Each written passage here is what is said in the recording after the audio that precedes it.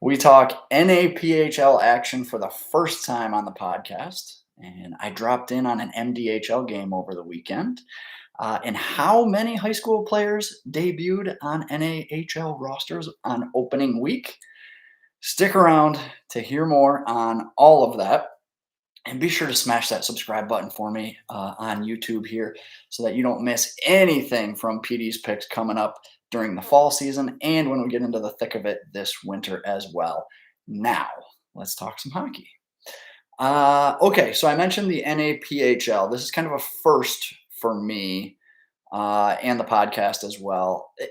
NAPHL, I think, is a relatively new endeavor, a subsidiary league of the NA, obviously, meant for, I believe there's an 18U level and a 16U level.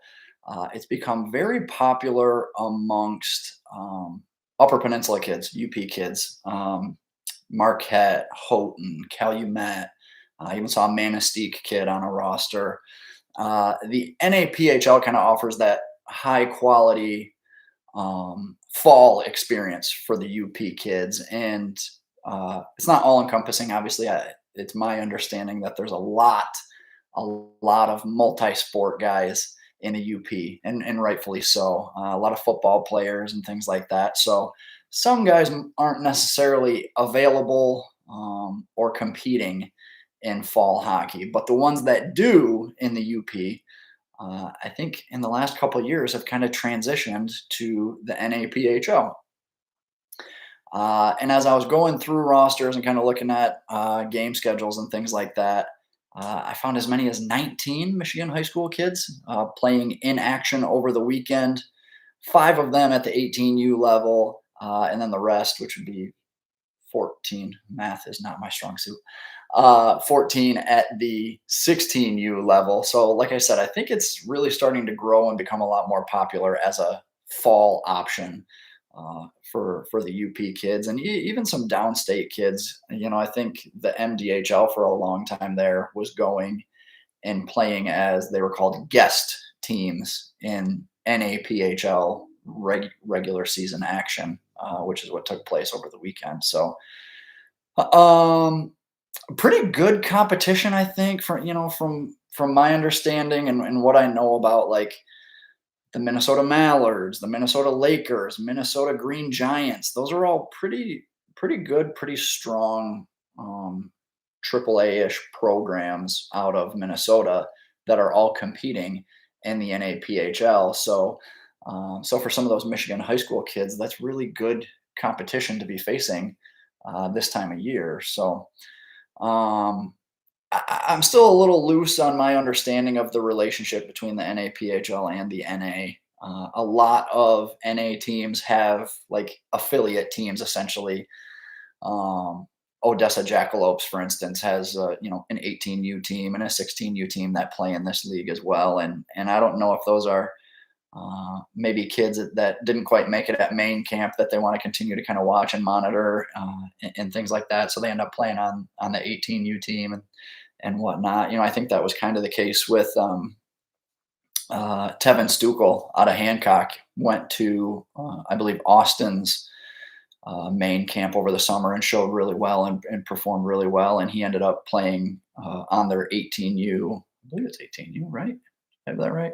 Ended up playing on the Austin Bruins NAPHL team. So he was in action with them. He was kind of the one, I'll say, straggler of the bunch because all the other UP kids were playing on under the Wisconsin Windigo umbrella, and Tevin kind of being that one. Obviously, like I said, with ties to Austin, so he was playing for the Bruins over the weekend. Bruins actually went 4-0 on the weekend, and Stukel picked up an assist in their 6-2 win over North Iowa on Sunday. Stukel was a kid I really liked last season. He's not the prettiest player, but it's his high motor, it's his effort plays that he makes. He's a scrappy guy. And so the fact those types of traits in someone's game is definitely going to stand out to coaches at the NA level. And like I said, kind of that strong showing that he had over the summer. He was a guy who I'm kind of referring back to my notes from last season as a sophomore, I believe. Just a good motor. He'd lose a face-off draw, but then was very quick to jump on the opposing defenseman and kind of cause a scrum and kind of muck it up there. So it's like even on plays where he lost or it didn't go his way, he's very quick to kind of get back in the play and get involved and force good things to happen. So he's just a scrappy player that obviously resonated with me a bunch after last season. The other team I mentioned, Wisconsin Windigo, went 2-2 on the weekend. Four other UP kids on that roster there. Houghton's Connor Arco led the team in scoring, actually, with 4 points in 4 games. Three of those points actually came in a very bizarre 9-8 shootout with North Iowa. Someone's going to have to explain to me what happened in that game, maybe. But empty nets, were you guys playing posts? I don't know. That's a crazy score there over the weekend. I got a good kick out of that. But a 3-point showing there from Arco. Arco was a guy, another young guy I liked a lot last season. Solid skater. Was a little bit undersized last season to a degree, but a strong off season. Didn't get that was the other thing that kind of killed me this weekend is I don't think Live Barn had any streams of these games, and if that information is out there, please someone shoot me a DM and let me know where I can watch these games. My guess is, I think the NA kind of has their own TV or broadcasting package that they provide for games like this. But I believe a lot of these games are happening at like Fogarty and National Sports Center there in Blaine. And when I was looking, earlier trying to go back and watch some games, I couldn't even find rinks. It was all soccer fields. So maybe I'm fishing in the wrong pond there. But so if that information is out there, please let me know. I'd love to kind of take a look at these games. For that very reason, like I said, Arco, I might have considered him a little undersized last year, but he was an underclassman and, still kind of getting his feet under him from a high school hockey standpoint. But his size, I never thought really held him back from his impact on the game either. A great jump off of draws, smooth and quick with the puck, which you love to see. Kind of a real nice skill guy that I think after what Houghton graduated and lost this past spring, you could see Arco really taking that next step in his game and being a go-to guy for the Gremlins this coming winter. So the fact he's producing and producing at a pretty good clip there for the Windigo this fall is obviously a good indicator as well. So Arco, I think, is going to be one to keep an eye out for. Another one here, Brendan Boberg from Calumet, and I actually didn't have any notes on him from last season. I was a little surprised. I might need to go digging and double check my files, but he's got 2 goals and an assist as well for the Windigo. So some big contributors there for Wisconsin stemming from Michigan high school hockey. Nathan Londo had a pair of goals in the Windigo's 4-0 win over St. Cloud. Hudson Markham, another one there. He had a goal from the back end for Wisconsin. That was the only goal in a 2-1 loss to the Chippewa Steel. Markham was a good-sized defenseman that I liked last season. I thought he he changes his shape to accommodate catching passes in rhythm. He was a very fluid kid, I thought, who could give and go, keep pucks moving fluidly in like a defensive regroup type thing.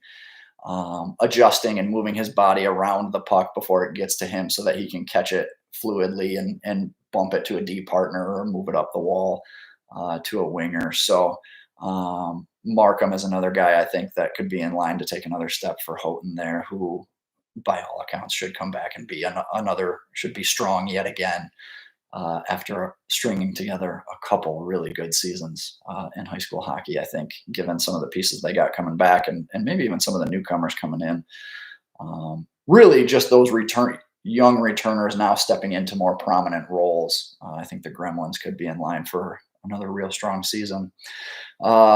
I'm going to shift gears here a little bit to the 16s in the NAPHL here. Like I mentioned, the Windigo's roster had 14 Michigan high school kids on it. So a lot of them returners from a season ago, but I think there's some new ones here that'll be in the mix in high school hockey that weren't playing high school last year. I'll run through a couple of those. Ethan Jensen, Marshall Myers, Luciano Paoli.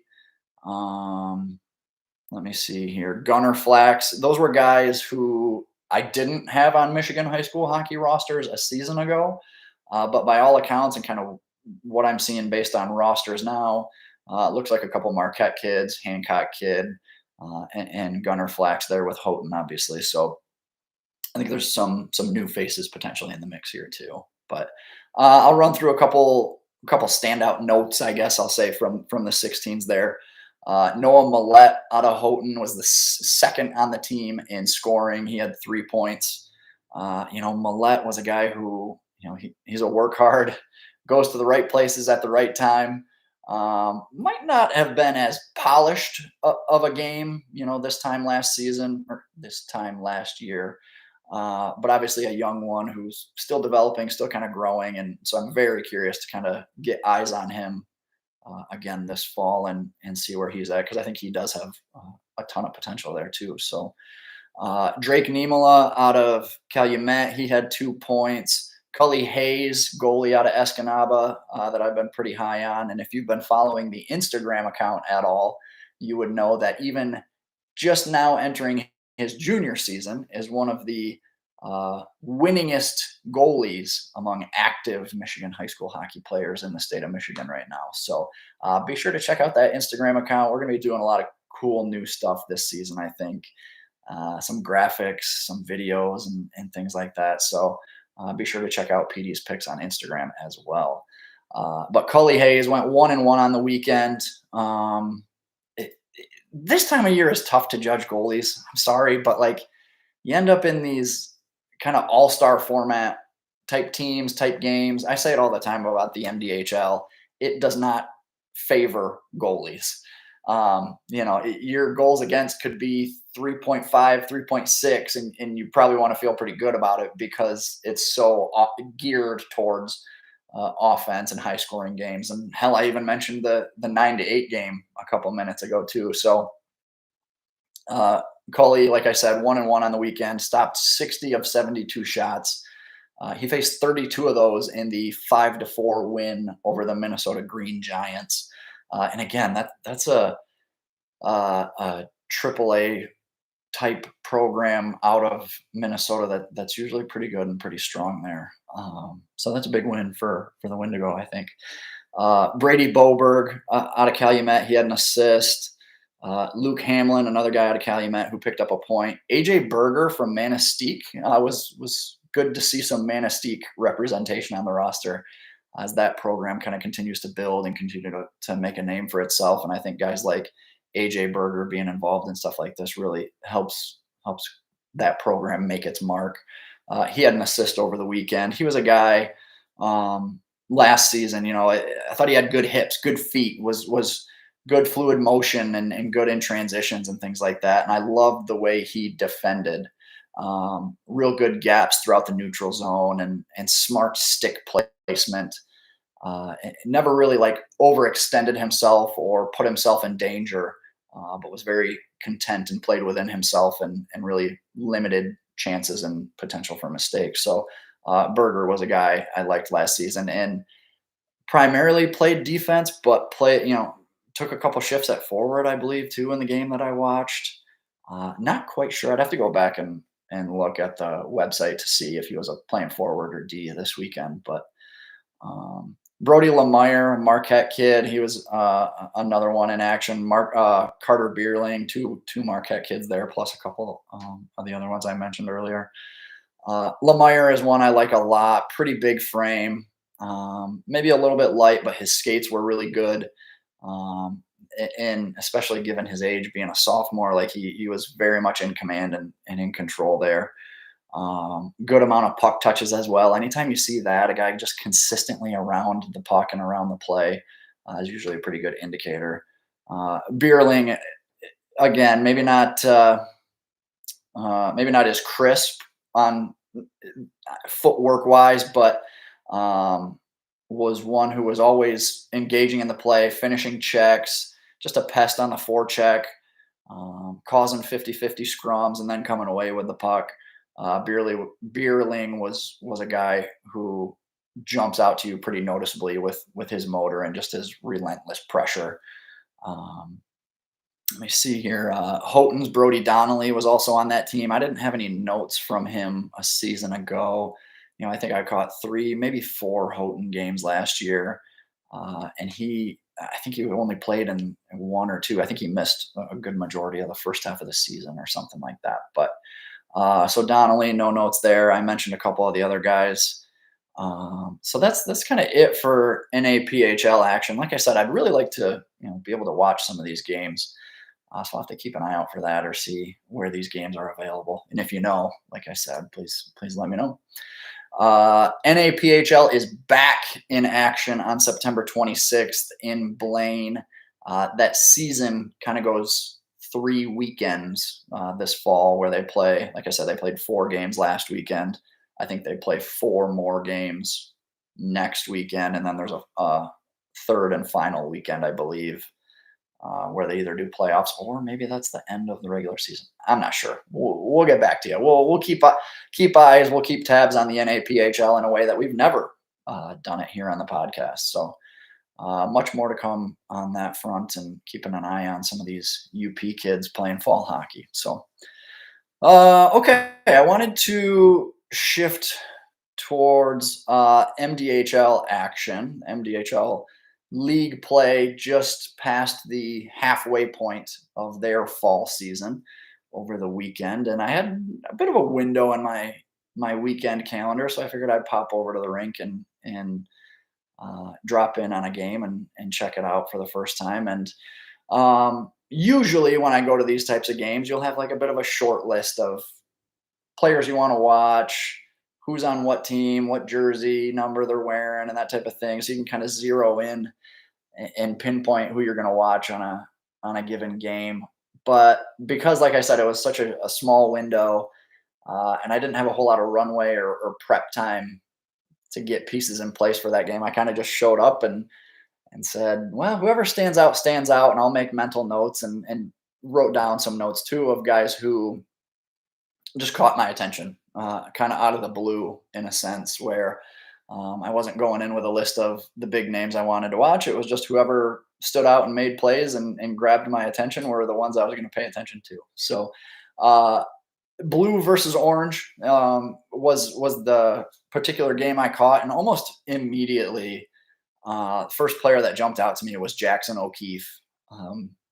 He defenseman out of Byron Center, very much kind of a secondary guy on the back end for the Bulldogs, and on that state championship run a season ago, probably like a 3, 4, 5-ish type guy in their top 6 on the back end as a junior. But seeing the strides he's made since last season and where he was at on Sunday, I thought he had a fantastic game, and immediately jumped out to me, making plays, moving pucks, winning board battles.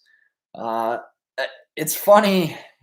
You always hear people talk about how romantic baseball is, and how certain things just have a poetic way of playing out in a way that never happens anywhere else, type thing. And I feel like that can kind of be true in hockey in a lot of ways too. And what I mean by that is, like, kid was working hard all game. O'Keefe making the little plays, the 6-foot breakout passes, defending well, winning board battles, like I mentioned, being aggressive when he needed to, but then keeping everything in front of him at other times. Just repeatedly making 4, 5, 6 times in a row, making plays that stood out and grabbed my attention for various reasons. And then it's a 4-4 game late in the third. Connor Buchanan centers a pass from the corner, and what weak side D is slashing there for a one-touch to score the game-winning goal? Jackson O'Keefe. Like, you just can't make this stuff up. You do the little things, you do them enough, and they ultimately end up adding up to big things on the back end. So it's just one thing you like to see kids get rewarded like that when they're doing the little things and doing them right. And it happens all too often in the game of hockey, and happens a ton, obviously, being a coach and working with kids and trying to hammer them, just get the puck out of the zone, be hard on pucks, get it out, right? And then you harp on them long enough, and then by the third period, they clear one out, and it goes on another kid's stick for a breakaway, and they score the game-winning goal, and it's like, see, like you do the little things, and you end up getting big payoffs. So that was really cool to see out of him for a kid who I thought had a really great game, and didn't have any stats to show for it, right? And we get a little caught up in the stats and things like that, but was doing all the little things right, all the things you'd want a defenseman to do as a coach. And then when you score the game-winning goal, that kind of is the ultimate feather in the cap there for your performance. So I got a good look at what will likely be, if I had to guess, CC's defensive core. Nick Leiter, I believe, is a returner from last season. Sammy Masick as well. Sean Goff, I believe, will be a new addition to the mix there. All three competed in this particular game, MDHL blue versus orange. Leiter stood out to me quite a bit. He's a big kid, strong kid, kind of hard to miss from a visual standpoint. But he got up and down the ice with great pace. There were times where he was even pushing the rush and kind of leading it. And maybe even drove the net hard enough and knocked the net off the moorings a little bit too, which as a coach you don't hate to see either. It just means kids are working their asses off and driving the net hard. So good compete level out of him, I thought, and just kind of dictated the play and dictated the game a little bit to a degree.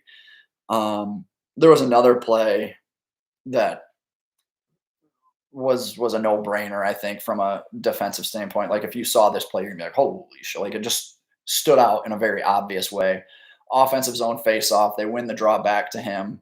I believe he was a lefty on the left side. Anyways, pulls as he walks the blue line.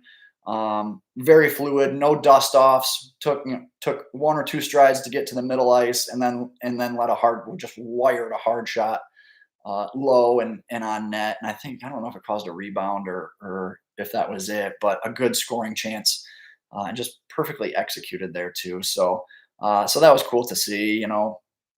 I think CC's offensive depth was kind of the storyline last season because they had so many forwards up front. How many 10-goal scorers did they have on the season, and really four lines that could all put the puck in the net. I thought that was really kind of their calling card last season, was just how many people could put the puck in the net for them and having so many options. I think this year their strength could come from the back end. When you look at like these three guys that I mentioned on Sunday, plus a guy like Justin Bloink, who I believe gets added to the mix as well, their top 6D could be really, really solid this season. So that could be a fun kind of defensive group, defensive unit to watch all season long with guys like this in the mix. Another kind of, I'll call it a unit or group, definitely a one high school hockey team to pay attention to this season. Livonia Stevenson, Owen Hall, Colin Strobel, Connor Buchanan. These guys are out there with it's tough for me to kind of put this into words, but like there's guys out there with more natural talent, I'll say, but there aren't many that are going to outwork guys like Hall and Strobel and Buchanan. Like these guys, Owen Hall is gritty, plays really hard, wires pucks. He's just a gamer. I mentioned it was a 5-4 game late, and Orange pulls their goalie. Owen Hall is a forward for Blue, so they're out there playing 5-on-6. Late final seconds, they wire a shot from the blue line, and Owen Hall is standing there eating pucks in fall hockey. He just takes one right off the top of the kneecap. Like, he's just a gamer. He's gritty, and he wants to win. You got to love that level of compete. Colin Strobel, he's kind of the defensive version of Owen Hall. As much as Owen Hall does that as a forward, Colin Strobel does that on the back end. He's disciplined. He's well coached. Just has a good understanding and feel for the game, kind of where to go and when to go. There was an instance where it might have been on the power play, but puck was at the point, and Strobel and the puck carrier were like 5 feet apart from each other. And Strobel sees this, recognizes it, and like makes a conscious effort to create space to make himself more of an option and essentially get away from the puck carrier and spread out a little bit and not only that, but bleeding his way to the net and making himself a potential scoring threat in that instance as well.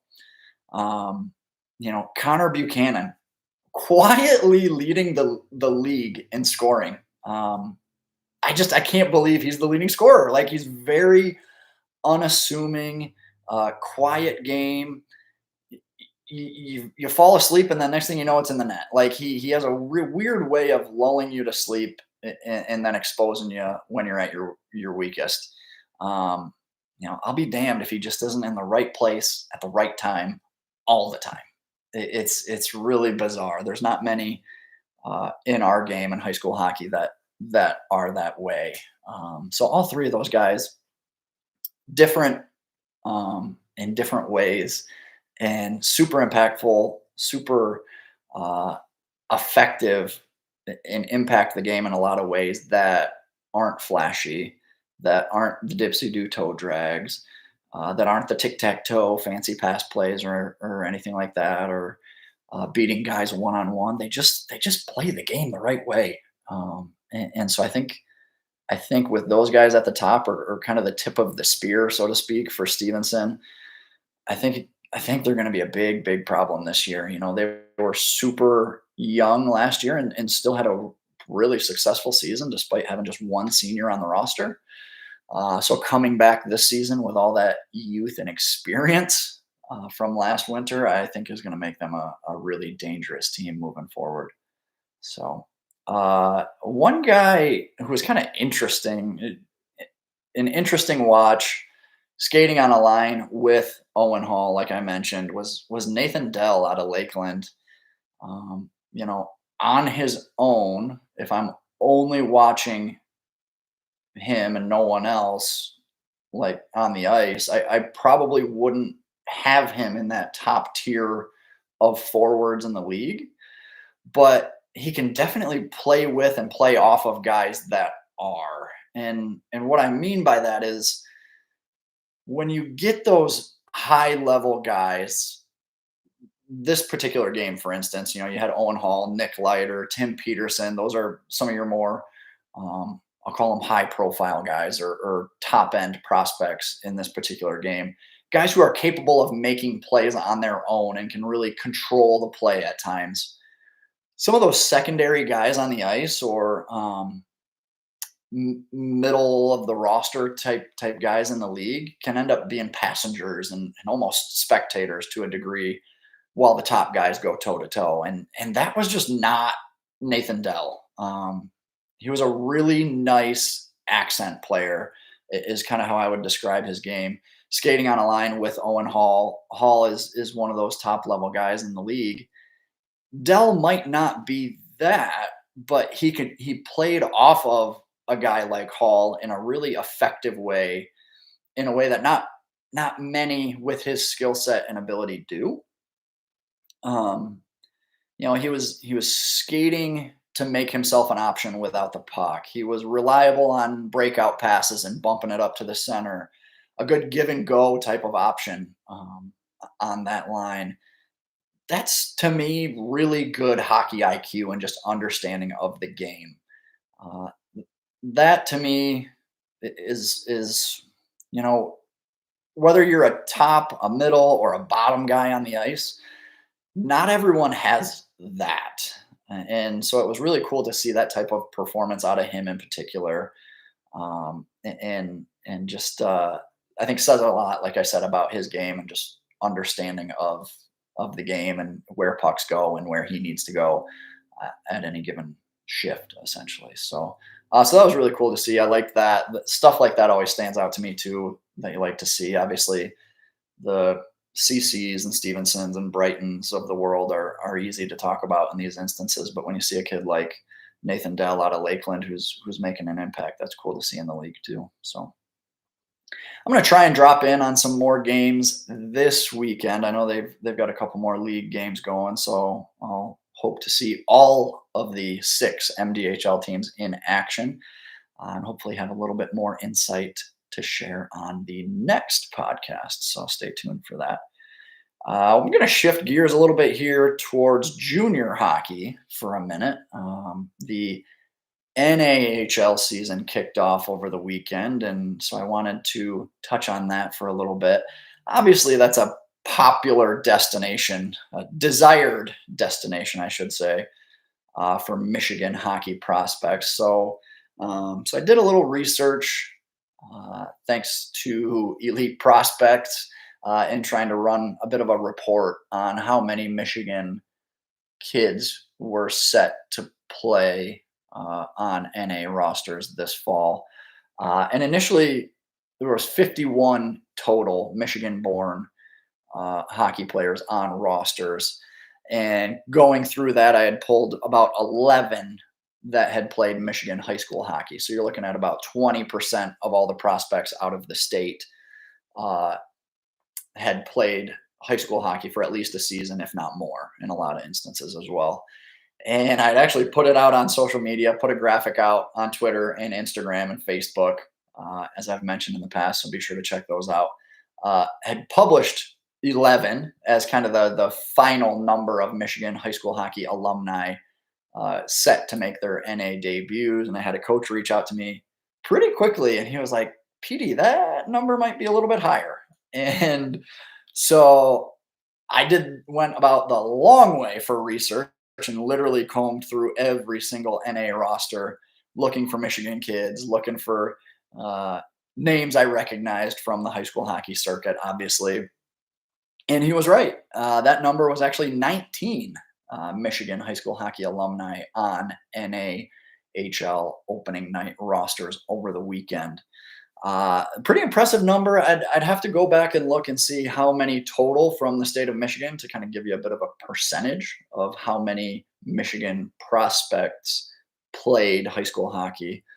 But it's probably in that 20 to 25%. I think that's pretty consistent year over year. And a lot of the research I've done, if you look at even NCAA hockey, about a quarter of all Michigan-born Division I college hockey players played high school hockey for at least a season, if not more. So 19 Michigan high school alumni. I'll run through a couple of them real quick. Logan Nicholas, obviously a state champion a season ago with Byron Center. He had a point in each of Wisconsin's 2 games over the weekend. Kyle Kavik out of Orchard Lake St. Mary's, Andrew Seminara, Jack Lesperance from Heartland, CC's Landon West, all had points over the weekend as well. I don't have this handy. Where did it go? Where did it go? Is it right here? It is. All right, I'll run through some of these names just for a point of reference. Jackson Riley, Tommy O'Donnell, Ben Polomsky, Seminara, Owen Dawson, Charlie Birchfield, Evan Adams, Kavik I mentioned, Bo Kralovic, Michael Millette, Cody Moyer, Nicholas Lesperance West, Braden Patilla, and Roman Seco were all of the Michigan high school hockey alumni on opening night rosters in the North American League. A lot of guys fresh out of high school hockey as I'm looking at this list. Birchfield, Adams, 1, 2, 3, 4, 5, 6, 7, maybe 8 guys that were playing Michigan high school hockey a season ago. I'm missing a couple there too. Cam Markham, Jackson Walsh, Cam Duffney. So there's 2 more. So you're looking at, there's 3 more, but 2 more that were playing last winter. So you're probably looking at about 10 of those 19 guys that were playing Michigan high school hockey 6 months ago. So I think that's a pretty strong showing overall when you can factor that into that. A lot of those guys are a couple of years removed from Michigan high school hockey, but the majority of them are recent grads who played their way onto rosters this summer. So that'll be something I'll definitely keep an eye on here as we go through the 24-25 season for high school hockey and just kind of keeping tabs a little bit more on on alumni and who's playing where and what they're doing in those specific spots. So anyway, wanted to touch on that a little bit. Like I said, just knowing a lot of kids, both high school and AAA, with thoughts of playing in the NA someday. Wanted to point out the numbers. One, I think it shows just how hard and how few actually get there and reach the NA. But then two, the amount that do come out of high school hockey uh, and get there too, I think is worth noting. So if the NA is the goal, high school hockey is quite a viable option too. So, anyways, that I'll kind of wrap that up as far as junior hockey goes on the show. The path and how to get there. If that's something you want to hear more about and who's playing where, like I said, I'd be more than happy to kind of highlight some of the alumni playing in various junior leagues because there's a lot more out there too than just the NA that can be viable options to get you to NCAA, both D1 and D3. So, anyways, you want to hear more about junior hockey and who's playing where, be sure to leave a comment on YouTube or reach out to me on social media, Twitter, Instagram, Facebook, Threads, wherever you want to go, I'm there. So, so feel free to connect with me at PD's Picks.